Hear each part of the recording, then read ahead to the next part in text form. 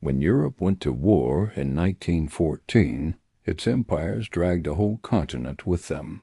Africa, carved and conquered, became both battlefield and supplier in a war that reshaped the world. Before the Great War, nearly all of Africa was ruled by foreign powers.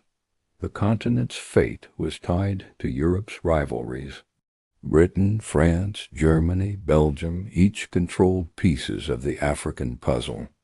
In August 1914, the first shots of World War I in Africa were fired in Togoland, the beginning of a 4-year struggle across jungles, deserts, and mountains. The Allies captured Togoland in just weeks, but in other German colonies, resistance would last for years. From the rainforests of Cameroon to the deserts of Namibia, African soil became a chessboard of imperial warfare. With a few thousand men, Leto Vorbeck waged guerrilla war against hundreds of thousands of Allied troops. His army lived off the land, a brutal campaign that cost more African lives than any other. 2 million Africans were drawn into the war. Some fought in Europe as France's tirailleurs Senegalais.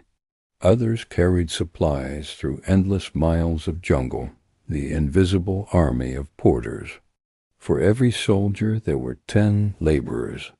Hundreds of thousands died of disease, hunger, and exhaustion. The war's deadliest toll was not on the battlefield. It was on the people who carried the burden. Across the continent, resentment grew. In French West Africa, rebellion broke out. In Egypt and South Africa, protest movements began to stir. The seeds of decolonization were being sown. When the guns fell silent in 1918, the empires divided Africa once more.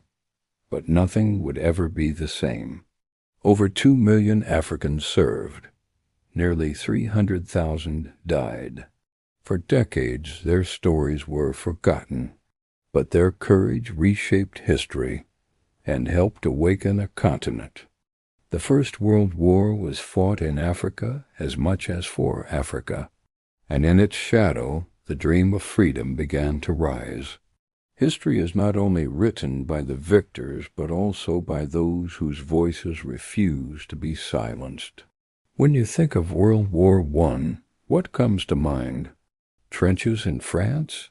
The mud of Passchendaele? For most of us, the story is a European one.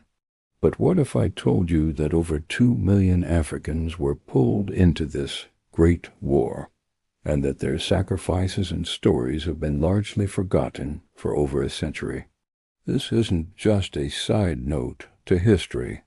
It's a central chapter that reshaped a continent and planted the seeds for its future. Today, we're uncovering the untold story of Africa's role in World War I. Before 1914, Africa was a continent under foreign rule. Following the scramble for Africa and the Berlin Conference of 1884, nearly all of its vast lands were carved up among European powers. Britain controlled territories from Egypt to South Africa. France dominated West Africa. Belgium held the Congo, and Germany had 4 key colonies: German East Africa, Cameroon, Togoland, and German Southwest Africa. Only Ethiopia and Liberia remained independent. So when war erupted in Europe, it wasn't a choice for Africa. The continent was automatically dragged into a conflict that was not its own. Its people, resources, and land became pawns in a global game of empires. But why was Africa so important to the warring powers? It boiled down to 3 things: strategy, resources, and manpower. Strategically, Africa was home to vital ports, trade routes, and crucial telegraph stations that connected the empires. Capturing German colonies meant severing Germany's global communication lines and cutting off its influence. Economically, Africa was a treasure chest of raw materials needed for the war machine: rubber, tin, palm oil, and cotton. And finally, Africa represented a massive untapped reservoir of soldiers and laborers. The continent wasn't just a backdrop. It was a critical theater of war and a vital engine for the European war effort. The fighting in Africa started almost immediately. In August 1914, just days after the war began in Europe, British and French forces invaded the German colony of Togoland. Their primary target was a powerful wireless station at Kamina, which was Germany's only radio link to its colonies and ships in the South Atlantic. The Germans, outnumbered, surrendered within weeks. Meanwhile, a much tougher fight was unfolding in Cameroon. Here, British, French, and Belgian forces battled German troops in a brutal campaign marked by dense jungles, torrential rains, and rampant disease. The Germans fought fiercely, but were eventually forced to retreat into neutral Spanish Guinea in 1916. Down south in German Southwest Africa, now Namibia, South African forces led the invasion. They even had to put down a rebellion by pro-German Boers before finally securing Germany's surrender in 1915. These early battles showed the world that the Great War was truly a global conflict. But the longest and deadliest conflict on the continent was the East African Campaign. This was a 4-year-long epic of guerrilla warfare centered in modern-day Tanzania, Rwanda, and Burundi. It was orchestrated by one of history's most brilliant and ruthless military commanders, the German General Paul von Lettow-Vorbeck. His force was small, consisting of about 3,000 German officers and 11,000 highly disciplined African soldiers, known as Askaras, against a massive Aile army that eventually numbered over 300,000 men. Von Lettow-Vorbeck waged a masterful hit-and-run campaign. He and his men were constantly on the move, living off the land, tying down huge numbers of Allied troops who could have been sent to Europe. He was never defeated in a decisive battle and only surrendered on November 25, 1918, 2 weeks, after the armistice was signed in Europe, because he was told the war was over. While his military genius is often praised, the human cost was catastrophic. The campaign led to widespread famine, disease, and the forced recruitment of local people, causing immense suffering for the civilian population. The involvement of African soldiers wasn't limited to Africa. Hundreds of thousands were sent to fight for their colonial masters on the bloody battlefields of Europe and the Middle East. The most famous were France's tirailleurs Senegalais, or Senegalese riflemen.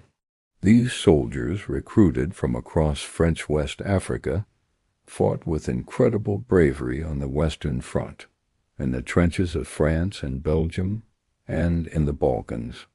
Out of about 200,000 who served, an estimated 30,000 never came home. Britain also deployed soldiers from Nigeria, Kenya, and the Gold Coast, mainly in the East African and Middle Eastern campaigns. South Africa sent white combat divisions to fight in Europe, most famously at the horrific Battle of Delville Wood in 1916. Black South Africans, however, were barred from combat roles due to racist policies. Instead, they served as laborers, their crucial contributions often overlooked. Behind the soldiers stood another, even larger army, an army of laborers, whose story is perhaps the most tragic of all. In the East African Campaign, hundreds of thousands of African men were forcibly conscripted into the carrier corps. Their job was to carry everything the armies needed: food, ammunition, machine guns, even wounded soldiers on their heads and backs for hundreds of miles through treacherous terrain. There were no roads, and animals quickly died from disease, so human porters were the only way to supply the troops. The conditions were horrific. Malnourished, exhausted, and exposed to disease, these men died in staggering numbers. Historians estimate that at least 100,000 carriers died from sickness, exhaustion, and neglect. A death toll that rivals many of the major battles on the Western Front. They were the backbone of the campaign, yet their sacrifice was almost completely erased from history, many of them never even receiving pay or recognition. For the civilians left behind, the war brought its own kind of hell. Colonial governments imposed heavy taxes to fund the war, seized food and livestock, and forced men to become soldiers or laborers. This ruthless exploitation led to widespread famine, social collapse, and fierce resistance. In French West Africa, the Volta Bani rebellion saw communities rise up against forced recruitment, fighting a bitter war against the colonial authorities for over a year. In Nigeria, the Egba people rose up against British attempts to impose conscription. The war also fueled the Egyptian Revolution of 1919, born from years of British wartime exploitation. Entire villages were displaced, farms were abandoned, and diseases like smallpox and influenza spread like wildfire, killing hundreds of thousands. For millions of Africans, the war wasn't a distant conflict. It was a daily struggle for survival. When the guns finally fell silent in 1918, the map of Africa was redrawn once again. Germany's defeat meant its colonies were stripped away and handed over to the victorious Allies. German East Africa became Tanganyika, a British territory. Cameroon and Togoland were split between Britain and France, and German Southwest Africa was given to South Africa to administer. This wasn't freedom, however. It was just a changing of the guard. These territories were placed under the new League of Nations mandate system, which was essentially colonialism under a different name. The promises of self-determination, championed by leaders like U.S. President Woodrow Wilson, were not extended to Africa. The continent's fate was once again decided by outsiders in European capitals. The consequences of the war were profound. Demographically, it was a disaster. Hundreds of thousands of soldiers and laborers died, and countless more civilians perished from famine and disease. The total loss of life is estimated to be well over 1 million people. The economic disruption was immense, with trade routes shattered and local economies ruined. But out of this devastation, something new began to emerge, a political awakening. African veterans returned home with new experiences and perspectives.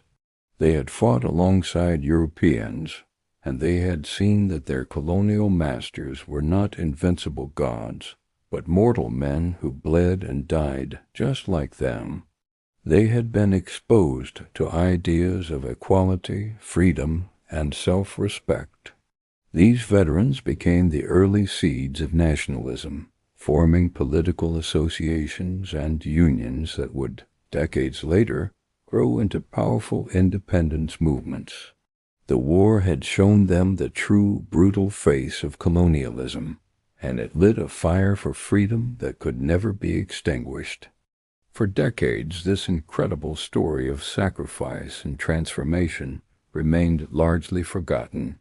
In the grand European narratives of World War I, the 2 million African soldiers and laborers were little more than a footnote.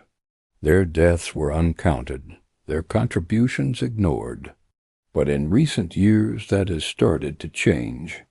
Memorials like the Courier Corps statue in Nairobi, Kenya, and monuments to the tirailleurs Senegalese in Dakar and France now stand as powerful reminders.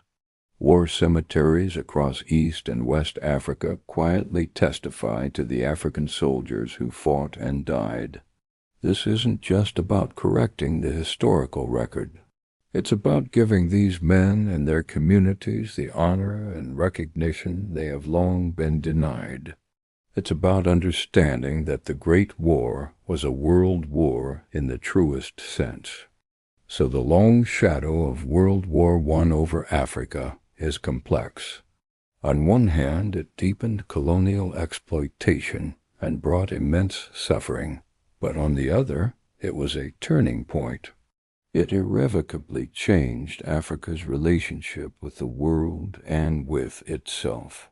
It shattered the myth of European invincibility and planted the seeds of resistance that would eventually blossom into independence.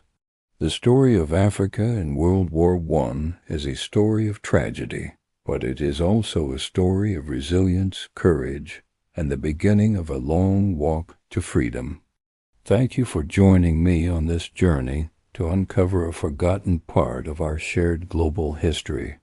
If you found this story as important as I do, please like this video and subscribe to the channel for more deep dives into the past.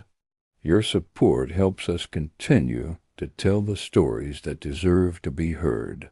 See you next time.